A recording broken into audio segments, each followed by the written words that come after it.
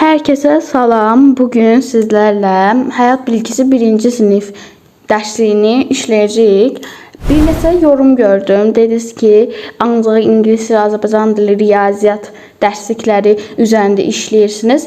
Biraz da başqa dərsliklərə yönəlim. Buna görə də hayat bilgisi dərsini seçdim. Digərin bir vaxtı isə informatika dərsliyi üzrə işləyərik.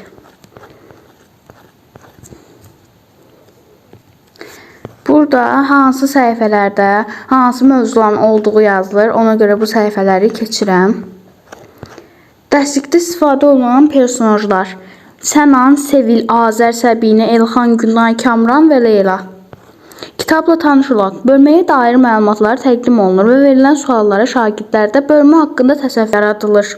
Şagirdlər müzakirəyə cəlb edərək onlarda mövzuyu maraq yaradılır. Fəaliyyətlər şagirdlərin pratik bacarıqlarını inkişaf etdirir.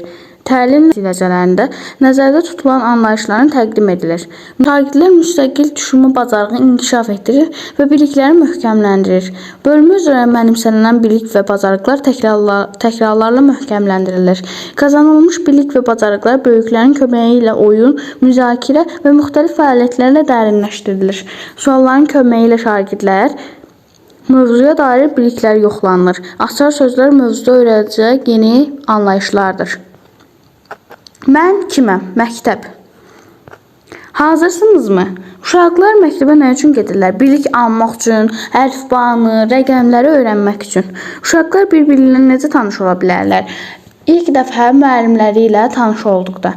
Müəllimləri ilk öncə öz adlarını, soyadlarını, yaşını söyləyir. Şagirdləri isə sıra-sıra onlara adını soruşur, yaşını soruşur. Bu şəkildə şagirdlər bir-birlərini tanımağa vaxt tapa bilir. Ondan əlavə tənəffüsdə uşaqlar bir-biri ilə ünsiyyət qurub tanış ola bilərlər. Məktəbim, mənim adım Kamrandır. Mən şəkil çəkə bilirəm. Mənim adım Sevildir. Mən hərfləri tanıyıram. Uşaqlar özlərini necə tanıdırlar? Hər biri öz adlarını və öz bacarıqlarını söyləyirlər və yaxud biliklərini, bildiklərini söyləyirlər. Siz özünüzü necə tanıdardınız? İlk öncə burada özümüzü necə tanıdacağımızı soruşur. Birinci adımız, sonra soyadımız, sonra yaşımız, sonra isə bacarıqlarımız.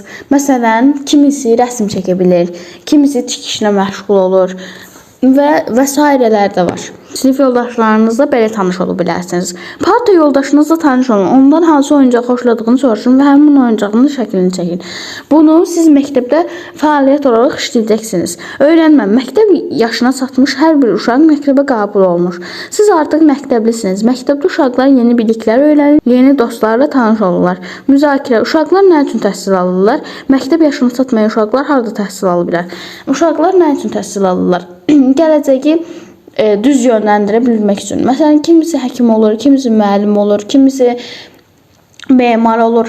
Memar evləri tikir. Memarlar olmasaydı binaların dizaynları onlar edirlər. Onlar da olmazdı. Müəllim olmasaydı şagirdlər təhsil ala bilməzdi. Həkim olmasaydı insanlar xəstə olub gedərdi. Hər bir uşaq təhsil almalıdır və gələcəyi üçün bir peşə seçməlidir. Məktəb yaşı çatmayan uşaqlar harda təhsil ala bilər? Məsələn, 4-5 yaşlı uşaqlar bağçaya gedir. Elə olur ki, 6 yaşlı uşaqlar hazırlığa gedir. Tapşırıq. Uşaqlar məktəbdə nə edirlər? Şəkillər üzrə danışın. Bir uşaq globusa diqqətli şəkildə baxır. Digər uşaq riyaziyyatla məşğul olur. Bir digər uşaq musiqi ilə məşğul olur. Bir digəri isə idmanla məşğul olur. Cümlələri uyğun şəkilləri birləşdirin. Məktəb əşyalarımı çantama toplamışam. Mən məktəbə hazıram. Deməli, bu ikinci şəklə gedir. Müəllimimizlə tanış olduq. O çox mehribandır. Deməli, bu üçüncü şəklə gedir. Sinif otağımız çox xoşuma gəldi. Bu da birinci şəklə gedir. Özünüzü yoxlayın. Məktəbinizdə nə xoşunuza gəlir? Kimlərlə tanış oldunuz? Onlar haqqında nələr öyrəndiniz? Bunu siz şifahi şəklində özünüz cavablayacaqsınız.